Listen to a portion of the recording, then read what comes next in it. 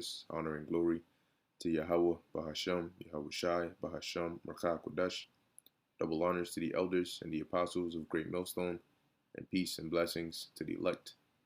And yeah, in this video, you can see, well, as I'm about to read, the spirit, Ezekiel 38 and 4, Isaiah 13 and 17. All right, it's starting, is really taking place in Russia, okay, due to this whole Ukraine situation.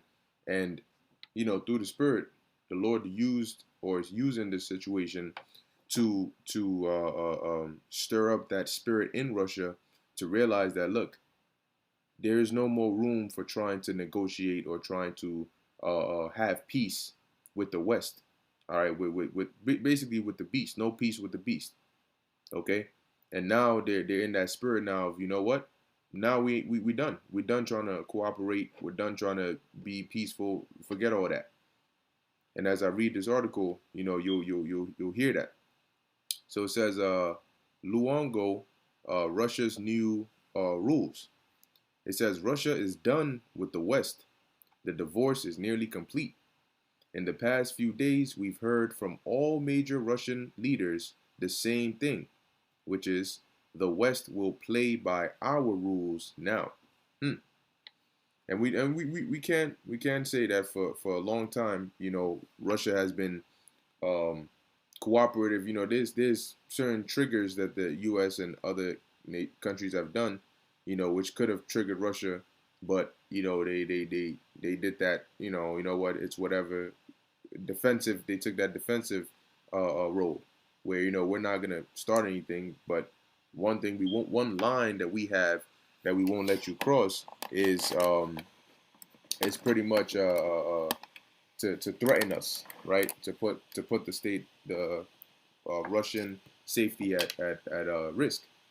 So now it says, you can decide for yourselves whether Russia is writing checks they can't cash. But in the words of Foreign Minister Sergey Lavrov, telling the BBC bluntly, we do not care about the eyes of the West. Lavrov has always been the soul of politeness and discretion when dealing with European media. His open hostility towards his BBC interviewer was not only palpable, it was hard to argue with. He followed that up with, I don't think there's even room for maneuver left anymore, Lavrov replied, because both Johnson and Truss say publicly, we must defeat Russia. We must bring Russia to his knees. Go on then, do it. So, what kind of spirit do you think they're in now? They've been triggered. All right, the bear has been triggered, and now they've reached that point of being fed up with the stupid BS that the West is doing, and so now they're like, look, at this point, we ready to go. And that's the spirit of the Lord working, because very soon they're going to need to go. Very, very soon that war is going to pop off, and Russia is a key player in that war. Okay, so the Lord is using this to put these hooks back into their jaws, to turn them, to stir up that spirit within them. It says Russia's leadership never talks in such openly blunt terms. It's almost like Lavrov was channeling comedian Dennis Miller, who used to say, feeling froggy? Take that leap. See where it gets you. Russia knows it has the West on the ropes. We need what they produce, and now they are determined to set the rules on who gets them and for what price. It knows what European leaders are. It knows that European leaders are puppets with Klaus Schwab's hand up their asses. And it knows Davos has zero leverage over Russia's actions from here on out. Which brings me to the statements linked above by Gazprom CEO Alexei Miller, speaking at a panel at the St. Petersburg Economic Investment Forum, who just put the situation in the starkest terms there is. So he says, the game of nominal value of money is over, as this system does not allow to control the supply of resources. our product, our rules. We don't play by the rules we didn't create. You hear that? So what they're saying is we're not willing to cooperate with these because the West, U.S. and these European countries, they'll throw out these stipulations. If Russia doesn't do this, then this. If they don't do this, then this. Well, Russia now is saying, if we don't do it, then what? It's our stuff. Now you gonna do what we say if you want anything to do with us. Here's the thing: the U.S., the U.K., Germany, these European countries, right? They're trying to act as though they don't need um, Russia, but what we're starting to see is the effects that are pointing the other way, saying no, you actually do. The sanctions you're throwing on them is really affecting you. You know, that's like if a child, right, maybe a 7-year-old child gets upset at their parent, and they say, you know what, I'm done. That's it. That's it. If you don't take me to Disney World, I'm leaving. I'm out of here. Okay. And the parent says, all right, go ahead. And so the child says, all right, I'm out. They leave the house. What do you think is going to happen? Because when the child gets hungry, what's going to happen? When they get scared, what's going to happen? When they're tired, when something bad happens to them, they need protection. What's going to happen? They're going to realize that, yeah, you know what I'm saying? Like that all that stuff that I said, I really do end up needing my parent, right? And that's just like a little shallow, minor example. But the people of these different countries, the American citizens, European citizens, they're starting to see, yo, you guys trying to do this war with Ukraine, or support Ukraine, come against Russia. We got to do this to Russia. We paying the price for that. We paying the price for that, and then they're gonna start paying bigger prices. But this is all leading to prophecy anyway, so that's okay. So it says Miller's statement should be thought of as a statement of principles across all theaters of operations for Russia. This doesn't just apply to natural gas or oil. This is everything. All of Russia's dealings with the West from here on out will be on terms, Slakia, will be on its terms, not the West's. And this is looking like it's going to bring even more trouble to the West, because when you think about it, they're deliberately doing this, and they know that because these countries have depended on each other for so long, and Russia is such a big provider in that. When they try to cut off Russia, in essence, what they're doing is cutting off the life support, trying to say, "Oh, I don't need you." But this actually works in favor for the elites, because look at the global chaos that's coming out of this. That's what they want, and they have a nice, for them, a nice narrative to keep on pushing that. Keep provoking Russia, because we know the more angry Russia gets, the worse it is for the world economies, the worse it is for the world energy, the worse it is for the world food supply, which is good. We want it to be worse for that. So keep pushing, keep provoking Russia.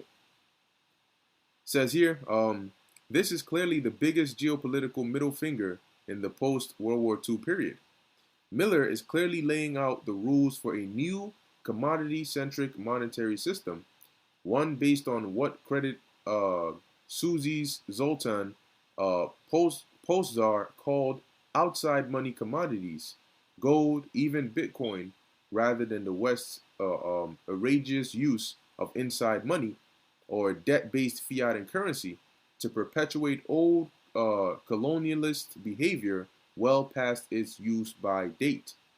I laid out the basic problem in an article from March after Russia soft-pegged the ruble to gold. Let's see. Okay, today's quote-unquote inside money standard, known colloquially as the dollar reserve standard, is actually what I like to call Milton Friedman's nightmare. It's nothing more than a system of competitively devalued and inflated debt-based scripts running around drinking each other's milkshakes until everyone's glass is empty. And by the time people fully realize this, they're gonna be in chaos, man, in a lot of pain. I was watching a news clip and this guy was saying, look, within 13 days, the news clip came out 2 days ago, and it says within 13 days, inflation is gonna like people are gonna feel that effect on a much higher level because there are certain holidays throughout the year that people really spend a lot. July 4th, Christmas, all these times. So they filling up their gas. Summertime is here. They're trying to go here, and they're gonna realize, boom, they can't afford it. It says these comments came after Gazprom